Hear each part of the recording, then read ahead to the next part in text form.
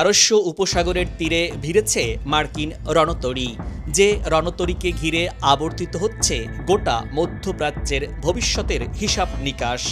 এই অঞ্চল এখন এমন এক মোড়ে দাঁড়িয়ে যেখানে সামান্য একটি ভুল পুরো অঞ্চলকে আগুনে ঠেলে দিতে পারে, যাকে ঘিরে আমেরিকা বিশাল সামরিক জমায়েত ঘটিয়েছে।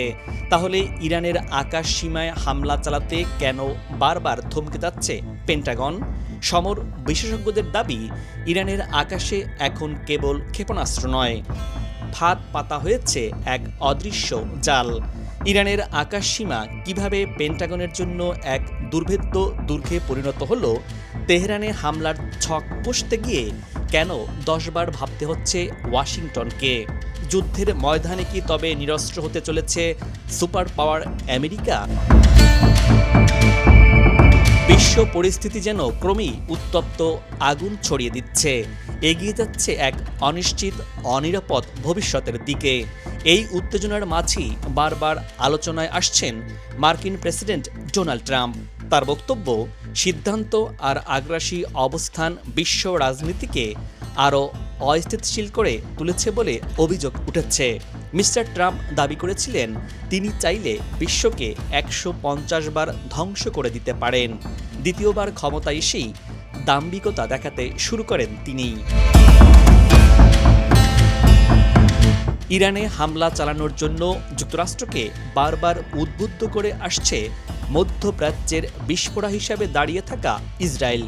আর ইসরায়েলের কথা যেন কোনোভাবেই ফেলতে পারে না মার্কিন যুক্তরাষ্ট্র, যে কারণে ফের 3 দশকেরও বেশি সময় ধরে পারমাণবিক ইস্যুকে ঘিরে সার্বিক পরিস্থিতি উত্তপ্ত করে তুলেছে যুদ্ধবাজ ইসরায়েল। সম্প্রতি ইরানের বিরুদ্ধে পরমাণুসহ এবার নতুন করে হাইপারসনিক ব্যালিস্টিক মিসাইলের বিরুদ্ধেও আমেরিকাকে কান পড়া দিচ্ছে ইহুদিবাদী রাষ্ট্রটি। আর তাতেই যেন তেলে বেগুনে জ্বলে উঠেছে মার্কিন প্রেসিডেন্ট ডোনাল্ড ট্রাম্প।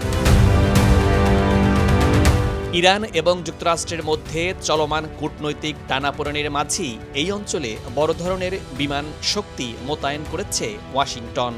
সামরিক প্রস্তুতি এতটাই বিস্তৃত যে বিশ্লেষকদের মতে 2003 সালে ইরাক আক্রমণের পর এটি মধ্যপ্রাচ্যের রাষ্ট্রের সবচেয়ে বড় বিমান শক্তির সমাবেশ।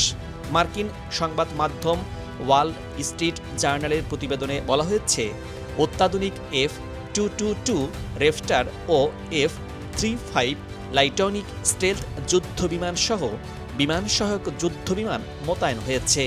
এরই মধ্যে মধ্যপ্রাচ্যের ঘাঁটিগুলোতে এসব বিমান পৌঁছেও গেছে। একই সঙ্গে আকাশ পথে নজরদারি ও কমান্ড পরিচালনার জন্য বিশেষায়িত বিমান এবং জ্বালানি সরবরাহকারী ট্যাঙ্কার বিমানও মোতায়েন করা হয়েছে।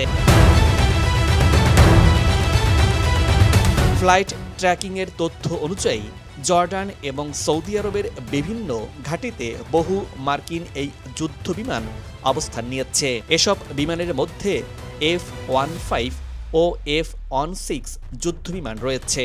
সেই সাথে AWACS সতর্কবার্তা বিমান এবং যোগাযোগ সহায়তা প্ল্যাটফর্মও রয়েছে। একই সঙ্গে পারস্য উপসাগর এবং পূর্ব ভূমধ্য সাগরে যুক্তরাষ্ট্রের একাধিক যুদ্ধজাহাজ অবস্থান করছে। এরই মধ্যে একটি বিমানবাহী রণতরী সেখানে রয়েছে। আরও কয়েকটি রণতরী পথে রয়েছে বলে জানা গেছে।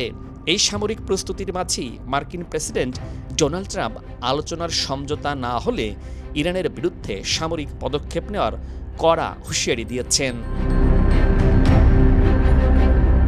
এই হুঁশিয়ারির অংশ হিসাবে ইরানকে নতুন করে সময়সীমা বেঁধে দিয়েছেন মার্কিন প্রেসিডেন্ট ডোনাল্ড ট্রাম্প। তিনি বলেছেন, আগামী 10 দিনের মধ্যে সমঝোতায় অগ্রগতি না হলে পরিস্থিতি ভিন্ন বা খারাপ কিছু ঘটবে। একই সময়ে সুইজারল্যান্ডের জেনেভায় মার্কিন ও ইরানি আলোচকদের মধ্যে বৈঠকে অগ্রগতির খবরও পাওয়া গেছে। ইরানের সঙ্গে যুক্তরাষ্ট্র কোনো চুক্তিতে পৌঁছাবে নাকি সামরিক পদক্ষেপ নেবে তা বিশ্ববাসী সম্ভবত আগামী 10 দিনের মধ্যেই জানতে পারবে বলে মন্তব্য করেছেন মার্কিন প্রেসিডেন্ট। ওয়াশিংটন ডিসিতে তার বোর্ড অব পিস এর উদ্বোধনী সভায় ইরানের পারমাণবিক কর্মসূচি নিয়ে আলোচনার প্রসঙ্গ টেনে ট্রাম্প জানিয়েছেন, আমাদের একটি অর্থবহ চুক্তি করতে হবে, অন্যথায় খারাপ কিছু ঘটতে চলেছে। মার্কিন প্রেসিডেন্ট ডোনাল্ড ট্রাম্পের দেওয়া 10 দিনের আলটিমেটামকে সরাসরি প্রত্যাখ্যান করে কড়া জবাব দিয়েছে খামেনির দেশ ইরান। ইরানের পক্ষ থেকে সাফ জানিয়ে দেওয়া হয়েছে তারা কোনো ধরনের চাপের মুখে নতি স্বীকার করবে না, বরং আক্রান্ত হলে মধ্যপ্রাচ্যে থাকা যুক্তরাষ্ট্রের সব সামরিক ঘাঁটি ধূলিসাৎ করে দেবে ইরান।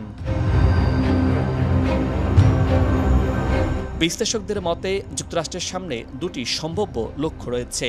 প্রথমটি হল ইরানের পারমাণবিক কর্মসূচি বা ক্ষেপণাস্ত্র সক্ষমতা ধ্বংস করা।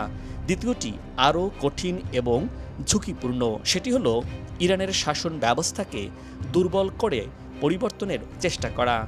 উভয় ক্ষেত্রেই কয়েক সপ্তাহব্যাপী বিমান হামলা প্রয়োজন হতে পারে। তবে বর্তমান পরিস্থিতি 1991 সালের উপসাগরীয় যুদ্ধ কিংবা 2003 সালের ইরাক অভিযানের মতো নয়। তখন যুক্তরাষ্ট্রের বিশাল আন্তর্জাতিক জোট ছিল এবং স্থলবাহিনী এবং ব্যাপক উপস্থিতিও ছিল। এখন এ ধরনের আন্তর্জাতিক সমর্থন একেবারেই নেই। এছাড়া মধ্যপ্রাচ্যের কয়েকটি গুরুত্বপূর্ণ দেশ নিজেদের আকাশসীমা ব্যবহার করতে দিতে চায় না, যা মার্কিন বাহিনীর পরিকল্পনাকে জটিল করে তুলছে। এদিকে ইরান একেবারেই অসহায় নয়।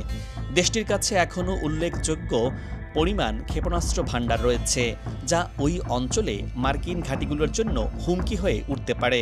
এছাড়া ইরানের মিত্র গোষ্ঠীগুলো সক্রিয় হতে পারে। সবচেয়ে বড় উদ্বেগের বিষয় হল পারস্য উপসাগরে গুরুত্বপূর্ণ তেল রুট হরমুজ প্রণালী বন্ধ করার সম্ভাবনা, যা বিশ্ব জ্বালানি বাজারে বড় ধাক্কা দিতে পারে। হরমুজ প্রণালীর চারপাশে কৌশলগত এলাকা নিয়ন্ত্রণের জন্য ইরান ক্ষেপণাস্ত্র ব্যবস্থা, সাবমেরিন এবং অসম কৌশল মোতায়েন করেছে। হরমুজ প্রণালী অঞ্চলের মানচিত্র ইরান ও ওমানের মধ্যে একটি কৌশলগত জাহাজ চলাচলের পথ, যেখান দিয়ে বিশ্বের তেল রপ্তানির বেশিরভাগ অংশ চলে। মার্কিন যুদ্ধ জাহাজ হরমুজ প্রণালীর কাছে অবস্থান করে, যেখানে প্রায়শই সামরিক টহল এবং প্রতিরোধমূলক ব্যবস্থা পরিচালিত হয়। যুদ্ধক্ষেত্রের গতিপথ পরিবর্তনের জন্য নৌ মাইনারগুলিকে ইরানের দ্রুততম হাতিয়ার হিসেবে বিবেচনা করা হয়, যা সামুদ্রিক যান চলাচল ব্যাহত করতে এবং মাইন অপসারণকারী বাহিনীর উপর প্রচণ্ড চাপ সৃষ্টি করতে সক্ষম। ইরানের কিলো ক্লাস সাবমেরিনগুলি টর্পেডো নিক্ষেপ করতে এবং মাইন স্থাপন করতে সক্ষম এবং অগভীর জলে অ্যাম্বুশ মিশনের জন্য ডিজাইন করা হয়েছে। এদিকে মার্কিন প্রেসিডেন্ট ডোনাল্ড ট্রাম্পের নির্দেশে পারস্য উপসাগরের দিকে দ্রুত ধাবিত হচ্ছে শক্তিশালী যুদ্ধজাহাজ ইউএসএস আব্রাহাম লিঙ্কন ও তার বিশাল স্ট্রাইক গ্রুপ। পারমাণবিক কর্মসূচি ও অভ্যন্তরীণ বিক্ষোভ দমনে কড়াকড়ি বন্ধ না করলে সরাসরি সামরিক ব্যবস্থায় যে হুমকি ট্রাম্প দিয়েছেন তারই প্রতিফলন এই রণসজ্জা।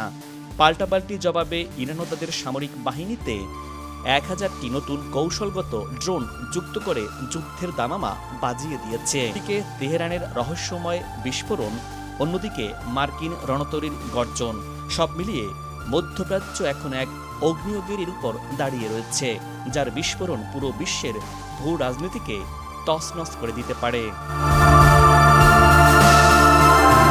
দর্শক, আজ এ পর্যন্তই। আগামীতে আবারও দেখা হবে নতুন কোনো ভিডিও চিত্র নিয়ে। ভিডিওটি ভালো লাগলে আপনার মূল্যবান মতামত জানিয়ে ভিডিওটি শেয়ার করুন। ভালো থাকুন, নিরাপদে থাকুন এবং সাথেই থাকুন।